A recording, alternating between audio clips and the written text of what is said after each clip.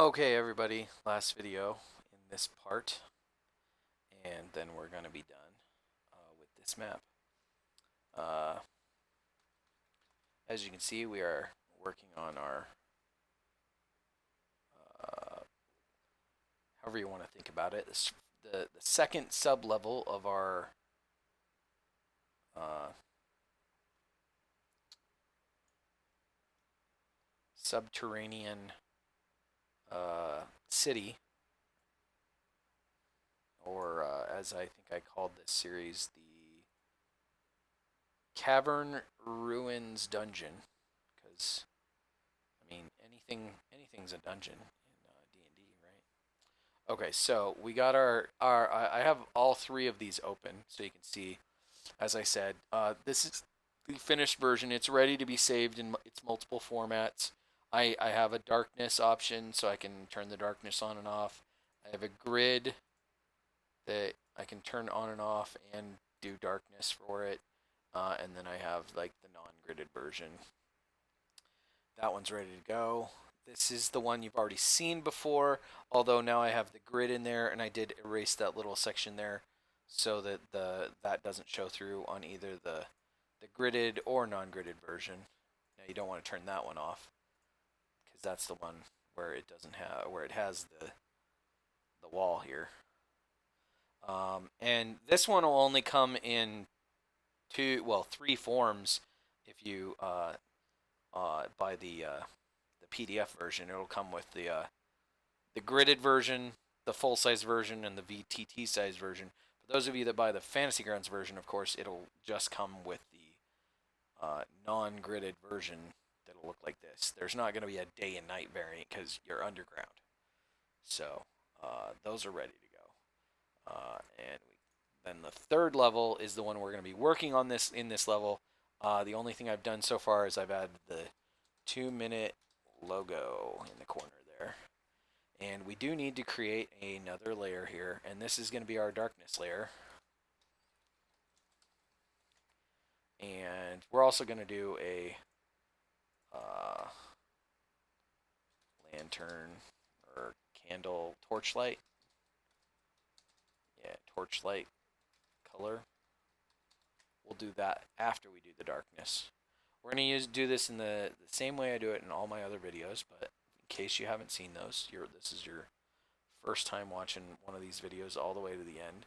Of course, this is right at the beginning of this particular video, but not in the beginning of the series. We're going to go ahead and do the 50% opacity darkness on this layer, or blackness. And then we're going to add a layer mask. I'm going to switch to the paintbrush, which I've already got the smoky one selected at 25%.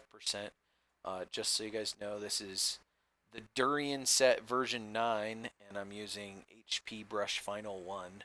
It's set to 200 pixels and is at 25% opacity. And we're going to go ahead and start here at the first light the players are going to see as they come down the stairs. I think our brush size is pretty good for right now. It's about 200. So as usual, the way I work is I work outwards in on these lights when I'm taking away light. Now this light is going to be blocked by this cavern wall, but it's still going to come back to about over here. So that's where I'm gonna kind of start with that edge, and we'll say it comes over that far. That's the far edge of the light. It'll go all the way along this wall. And it's okay if you get a little bit over the wall.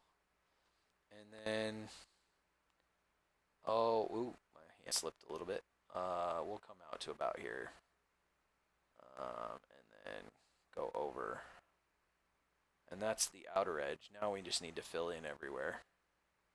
And I know this is a dark color, so for some of you this might be harder to see unless you're sitting on your own screen. It might be hard to see in the video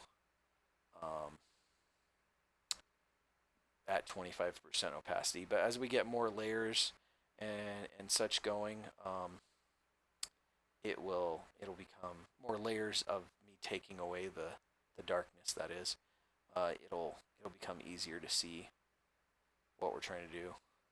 Now, I like the smoky edge on the light, but I do like to take most of it away in the center. So now we're ready to do yet another layer. We're going to start out at the same kind of angle, but we're going to go in a little bit, and then we're not going to go out as far. We won't get as far, and then we're going to go again around. We'll stop right about there, go over, and then we'll come in. And now we kind of stay within those lines. I'm holding the mouse down the whole time. I'm not clicking several times because I don't want to overlap what I'm doing, what I'm taking away. I think that's about right. Now we'll go one more layer. Again, not out as far. Well, one more, maybe two more. About like that. I'm trying to keep it even as far as how far I go out on both sides, but I think I'm a little lopsided to the right. And now we're going to do basically like a small circle right here. Or half circle. And then right around the light, I'm going to click a whole bunch just to get any little bit of darkness taken out. But I think we should be, that last circle was our fourth circle, I think. So almost all the darkness should be out. Now up here in the navigator, you should be able to see the effect, but I'll zoom out so you can see it. The idea being that the light is not going back over this way, but it is going all the way over this way. And it is going over here. It's not going through the wall. It's not going through this wall. And it fades out completely out at about 40 feet-ish. I generally don't count out 1, 2, 3, 4, 5, 6, 7, 8.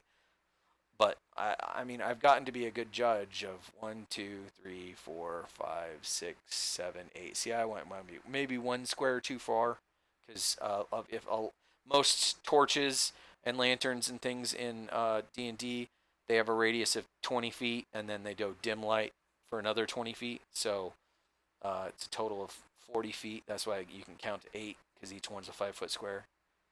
But we're done with that light. But see, here's the thing, and I should have taken this into account. There's a light here as well, so they're going to overlap. But I don't want them to overlap too much. So I got to be careful with this one, and I need to look. Where's the next one? So yeah, these are going to overlap in the center a little bit too, but that's okay. We will handle it. So this light would come out to about here, and I just realized, hold on, I didn't center my screen well enough. There we go. I don't need to be able to see down that far. There we go. Okay, we're going to come down this way first, and then up, and it'll go out to about here. I don't want to overlap too much, though. The light will come in a little bit there, and we'll cut it off here because they're going to overlap anyway. The northern lamp. And okay, now I'm going to fill in, and this is where it's going to get slightly complicated because I got to watch where they're going to overlap somewhat, because I don't want it to get too bright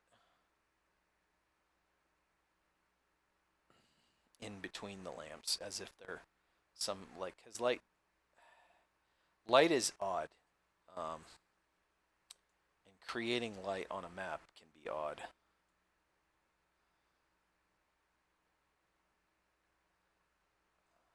So you don't want to get, it's almost like when there's overlapping light, you almost want to have them create less light, because they're going to overlap anyway, and you don't want it to, you want to be able to see that effect, if that makes any sense at all.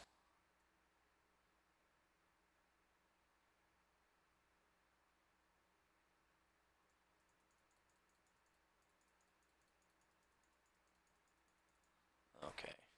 It's looking okay still on from here. I honestly thought it looked better before we had this light, but I mean, we'll just have to see how it looks when we're all done. Okay, we're gonna go ahead and do this light now.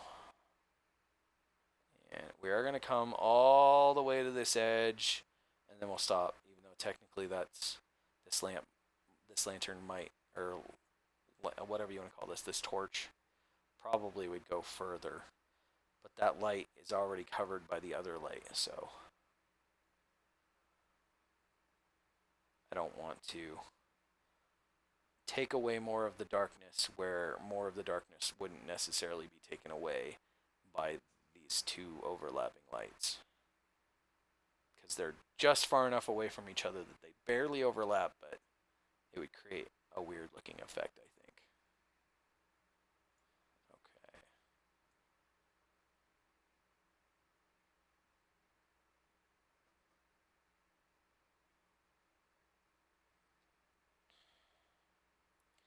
I almost could be using a bigger brush, but that's okay.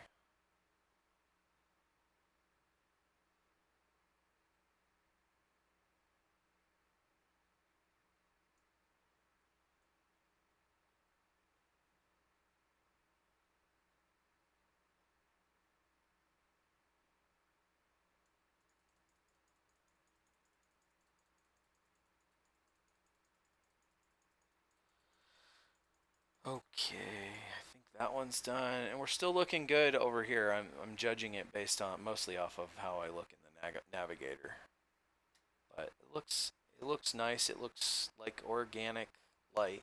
I know that's a term I probably use too much, but when I say organic, I guess what I mean by organic, I don't actually mean like living, because that is the literal definition of organic, right? I suppose what I mean is uh, more like um, random uh, or natural. I'm trying to think of better words that explain. I don't know if there is a single word. The idea of when I say organic, I mean something that looks like it possesses the random qualities that you find in the natural world. Um, Although the closer you look at randomness, the more patterns you see, and that's basically the study of chaos theory or like fractal geometry, which is all kind of tied into the same thing. But there is sort of a we perceive as randomness. The closer you look at it, the more patterns there are in it. That's the basic theory or premise of chaos theory. But for our purposes, we're not trying to add patterns. We're trying to take something that already has a pattern and um, add what looks like um, randomness. That's why I use these brushes that have kind of a smoky edge to them. Well, that and they kind of give you an idea. They sometimes can give you a kind of flickering look, as if the light that's producing is flickering. And I was worried there was a light over here, but that's why I didn't go as careful with this edge. But oops, went the wrong way. Okay, I'll do these inside lights in a minute, like the chandelier and the kitchen lights. I'm more worried about these outside lights, and there's definitely going to be some overlap here, and so I got to be somewhat careful. Let's see. Where would this land? This light would go all the way out to here, probably, and actually somewhat around the corner, and a lot around this corner, probably almost out to there, probably a little far, but that's okay.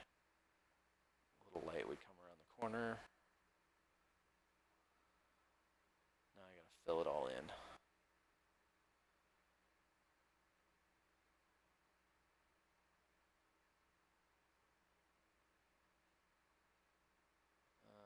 Okay. And there.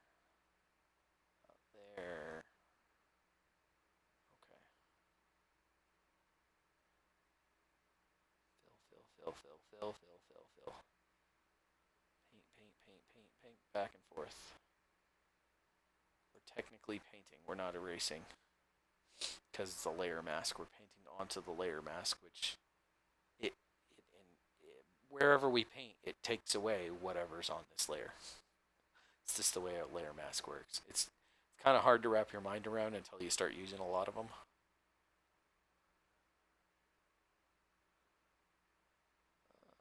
About out to there.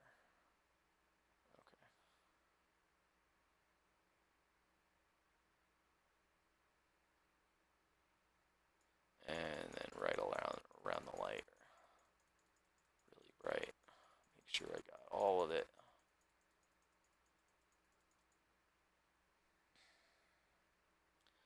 Okay, this light here is going to get complicated with this overlap. But I'm going to try.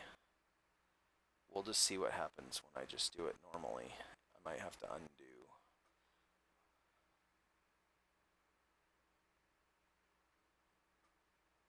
I might be going out too far to the south, but that's okay.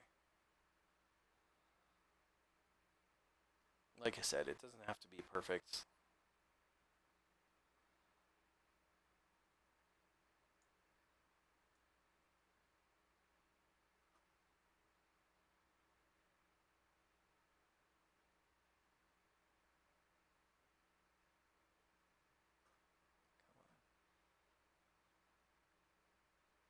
I just don't want it to be like there's a bright light right here. That's what I'm trying to avoid when I say I have to be careful about where these overlap.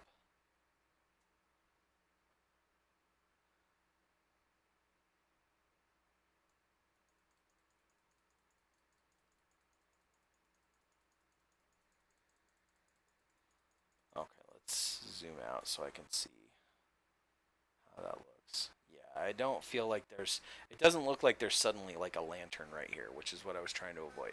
It's obvious that there's plenty of light right here, plenty to see. It is considered bright light but all the way between these two, but like it doesn't feel like there's a bright light source right there, which is what I didn't want to happen, which I think I avoided. Okay, there's two more outside lights. Now these two are so close together, you might as well consider it one big bright light. But and it's actually going to carry over through this area here. So you might as well just count it all as one area, like it's just one slim door. I don't want it to overlap though, so I'm where the light is already gone. I'm kind of avoiding it. Over here, you can't help but you kind of have to have them overlapping, and then you can go ahead and just fill in everything. There, fill. And we're going to go around again, all the way out to the edge, but not through the doorway.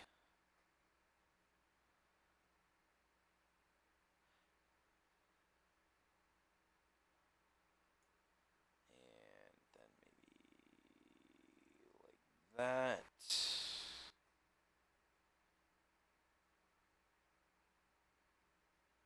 And then right in here, all the way around, just make sure we get every little bit of darkness.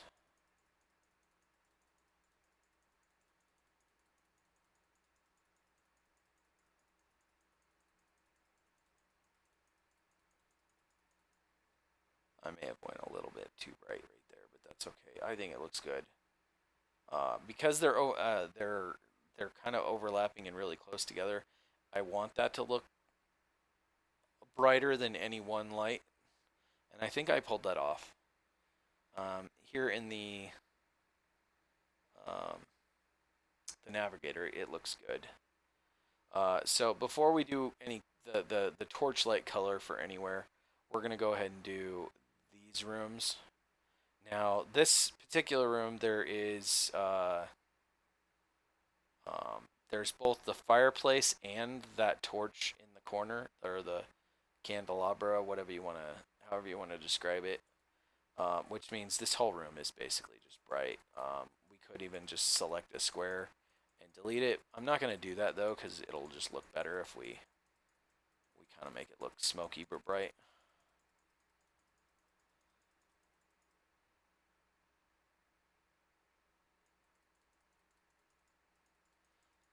You can. I don't know if you can see this in the video, but there are some areas there which kind of still have a little bit of shade, as almost as if the room is a little smoky. I kind of want that effect in that room and in this room a little bit. Now this room is only lit by the candelabra, or the chandelier up above. So in that case, we are going to have like some concentric circles, if you will. I'm getting rid of most of the darkness right there, but now I'm going to go out about like that, and I'm going to be kind of careful so that I get a little bit of a range. And then right on it, I'm going to click and make it bright, but everywhere else, so that it does look like it's bright right in the center of the room, but everywhere else it does get darker fast. And the idea is because that's hanging overhead, and I think I pulled it off. It looks good. On the outer edge, it does look a little tiny bit dim, but still, compared to a room that has no light in it, that looks like a pretty well lit room.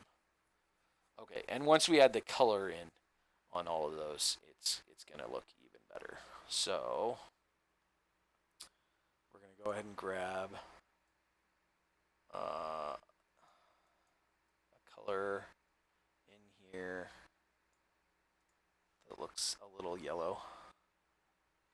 I have worked with orange. Orange works well for fire. For candles and torches, I tend to go, unless it's colored light for some reason, I tend to go more yellow than more orange. And because we're painting, not taking away now, we're not using a layer mask, um, we are going to be working from the inside out. So I'm going to give it a few clicks right here. Oh, I didn't mean to do that. I don't know why I said that. I'm not going to do that. Uh-oh, did I just undo some of my lighting? I may have went back one too many. No, yeah, it still looks okay. Okay, go back over here. Okay. I clicked a bunch of times, and what I wanted to do is just click and move the mouse around once. Click once and move the mouse around. And that's pretty good. Now I'm going to do the same thing, but I'm going to go wider.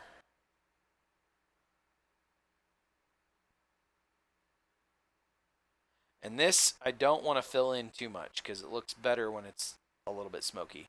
And then we're going to do one last click, and we're going to go out to about there. And over here. And we're going to fill in, fill in, fill in, fill in. And then right here in the center, we're going to fill in, make sure it's really filled in. And we'll come back and take the opacity down. But it's easier to do these with the opacity up because then you can see where you're painting easier. So once again, we're going to do small square of light, small circle of light, if you want to call it that. And then we're going to move out.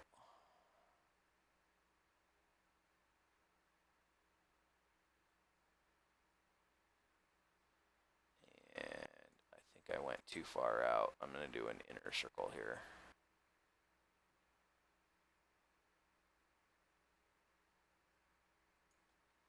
Look at how that looks compared to the other one. I want them to be consistent.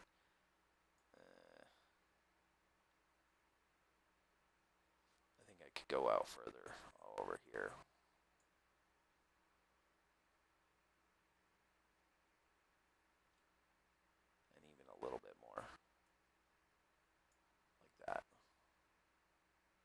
looks pretty good. Okay, let's do the next light. Let me zoom out a little bit. There we go. Okay, wait, what am I doing? Always start with a small circle. I did too much layer masking and forgot what I was doing. Plus, it's getting late. For me, at least. For some of you, it's really early right now. I'm a night owl though. It's like 4 in the morning where I am. Okay, one more, just slightly larger, and coming back, kind of painting as I go, and just slightly a little bit. Ooh, there we go. And then we'll paint really good right there. It's okay if you get some bleed through on the walls. By the time we take the opacity down, you won't hardly be able to see it.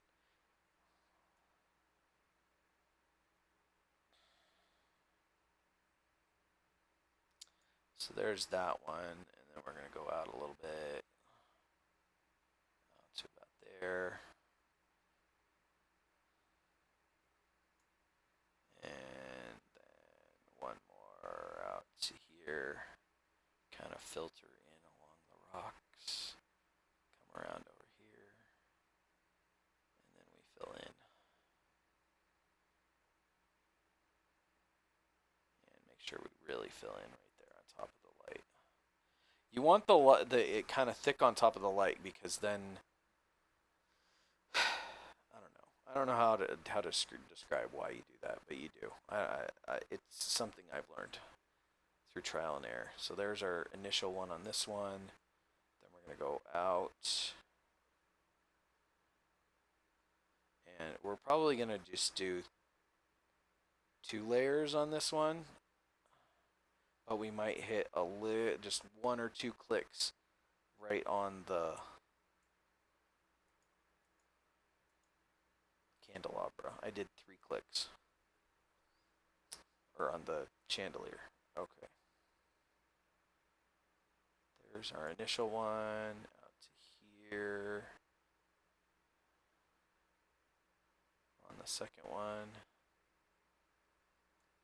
And then out to about there. On the third one. Then we're going to paint our way back to just a little bit on that one because they're going to overlap.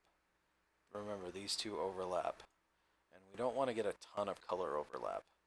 It's almost worse to get color overlap with these than it is for the light to get taken away. So I'm actually avoiding the overlap as much as I can.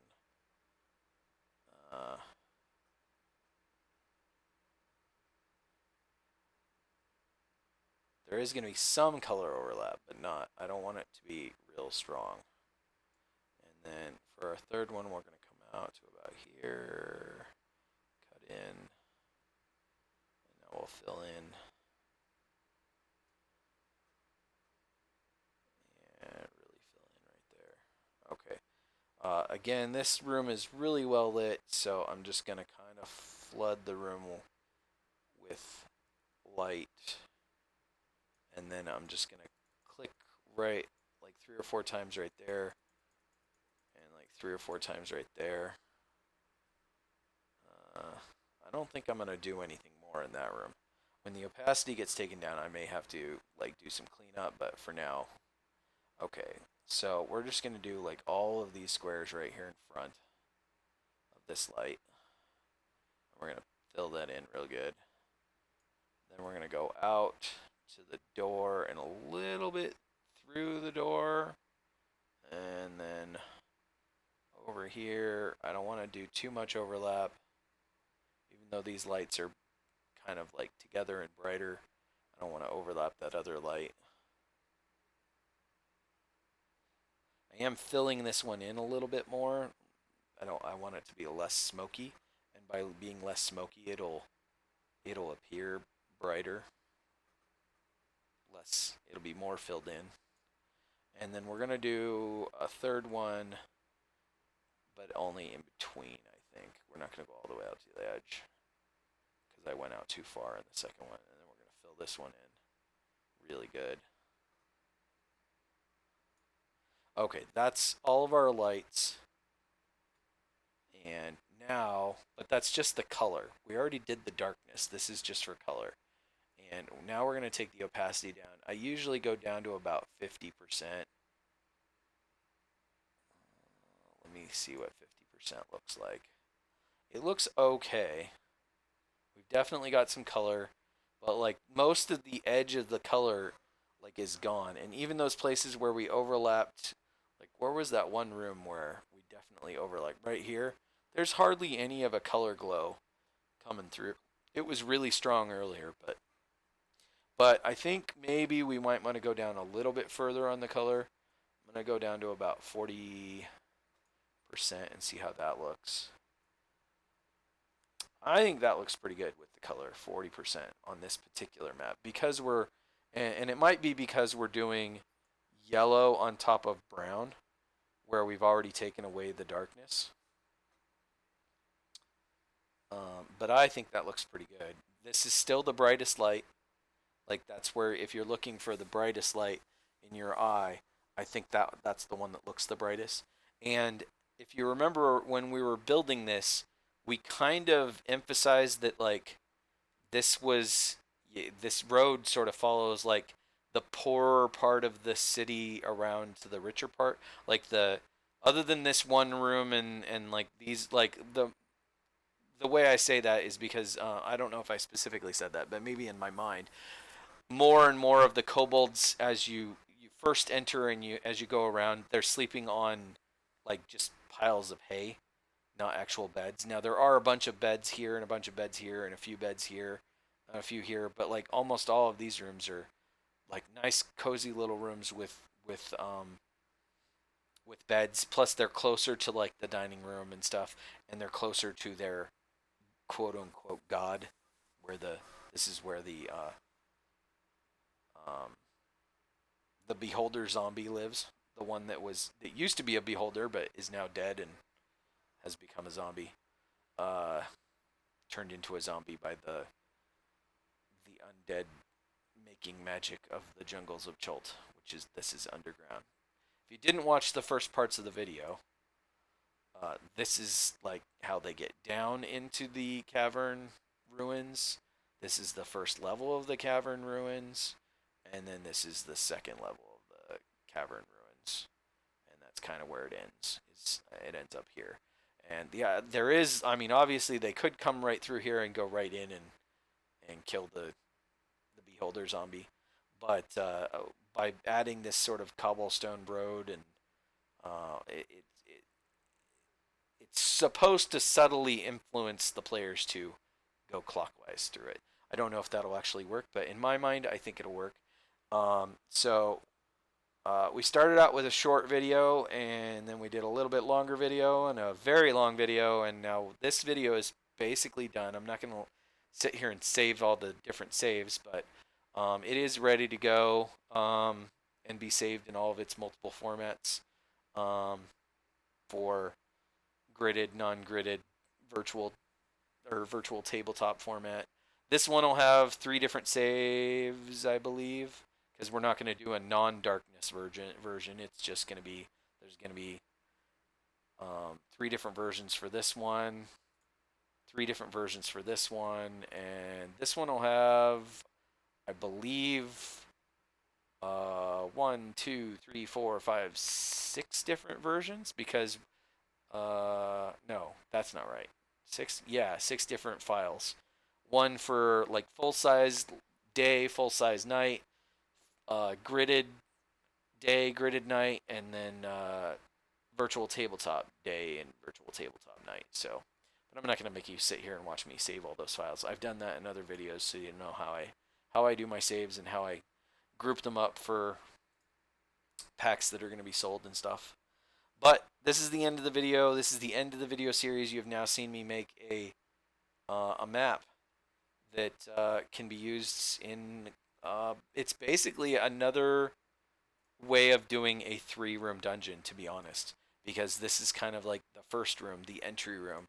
This is the second room, and though this one is actually has technically multiple rooms and will have possibly multiple encounters, it kind of is the third room, and then this is really the fourth room.